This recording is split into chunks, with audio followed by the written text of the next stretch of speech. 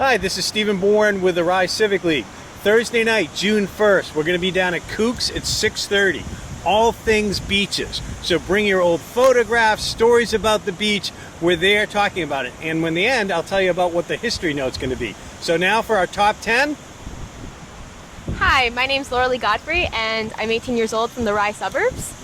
Number 1, the Select Board did not act on the town clerk request to find a solution for getting mail, e.g. tax payments, delivered directly to the Town Hall Annex, which is currently transported from the P.O. Box or Town Hall. I'm Jude Farley, 18 and also from the Rye suburbs. After a detailed discussion, the Select Board has the opportunity to implement a more controlled process for community services, regional associations, that take our donations thanks to a newly formed Regional Association Review Committee. My name is Sam Bourne from Rye. The Select Board completes site walk for Perkins Road and Ocean Boulevard intersection and discusses planned safety changes. A $100,000 grant for Parsons Creek database update and DNA testing report shows DNA method does not work in brackish water, which is the second failed brackish project. However, 92%, or 23 out of 25 samples, have fecal contamination and/or other bacteria counts above the state safety level. A Rye Master Plan rewrite is now in motion. You can share your ideas about the future of housing in Rye. The survey is from May 30th to June 23rd. Link in your Civic News. Build-out analysis work is starting with a draft planned for December 2023, and a master plan rewrite will be led by Reliance, FB Engineering, and the Rockingham Planning Commission. 665 to 667 Wallace Road was approved for an additional condominium with a 3-2 vote.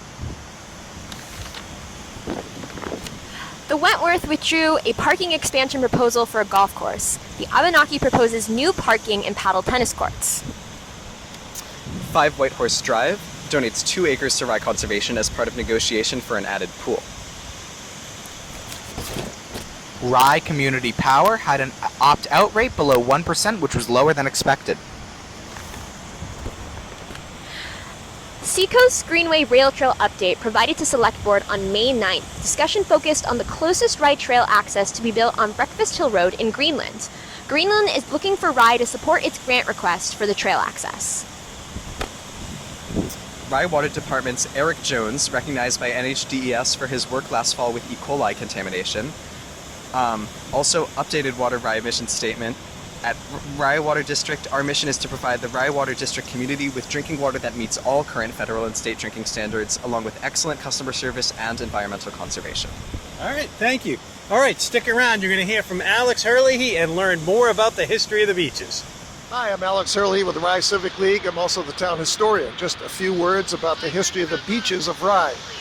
Stephen Bourne reminded us recently that we are not standing here at Pirates Cove Beach. This is not the most northerly beach in Rye. In fact, it's over where Little Harbor is, at Sanders Point, near the bridge that goes to Newcastle.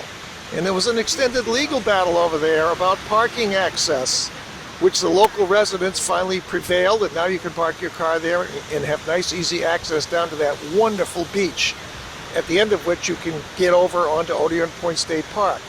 So heading south from there, there's a bit of a pocket beach just south of the entrance to Odeon Point State Park, and I think you can see some of the sunken forest there, I've been told. Now, coming to this beach here, I'm looking north up to what before 1964 was a nice town beach, Wallace Sands. And there were restaurants, and you pulled your car right up to the ocean, and everything was great. And then 1964, the state of New Hampshire came in and created Wallace Sands State Beach, that gigantic parking lot, diverted Ocean Boulevard, etc. But this southerly part of the beach has been known as the Pirates Cove Beach, named after the restaurant, Pirates Cove Restaurant and Peg Leg Lounge, which was here from 1956 until 2000. Now it is the Surf Club. So the southerly part of this beach is marked by Parsons Point, where the Concord Point community lives. And if we go south from there, we come upon Foss Beach, also created by these rocky headlands. And that is a lovely beach, which when you drive by it, you can't see it, which is what makes it so lovely, because when you're on it, you can't see any cars or houses, and you're just lost with the sound of the waves. And it's the beach that fills up last because it has gigantic boulders that were put up there after the blizzard of '78 because that whole area was just devastated by the storm. And continuing south from Foss Beach, you go around Rye Harbor, and then you come to the last of our three great serpentine beaches. The northern part, of course, is created by Lock's Neck. South of there, it has several nicknames. The Pagoda Beach, named after a famous old dance hall that used to be down in that area. It's also called Cable Beach, named after the famous International Telegraph cables. The station building is still there. South from there, up until 1962, you had a wonderful town beach. We called it the Sandpiper Beach. And it was right opposite the Sandpiper store where Summer Sessions is today. But in 1962, the state of New Hampshire again came in and created Genesee State Beach. Further south from there, that is not Genesee Beach. It is Sawyer's Beach. And for the longest time, it was owned by the Sawyer's family, which had a boarding house and little bathhouses down near the beach club. The Sawyer family sold it to the town, I think for about $30,000 in the early 1970s. But it's still known as Sawyer's Beach, and it is a town beach.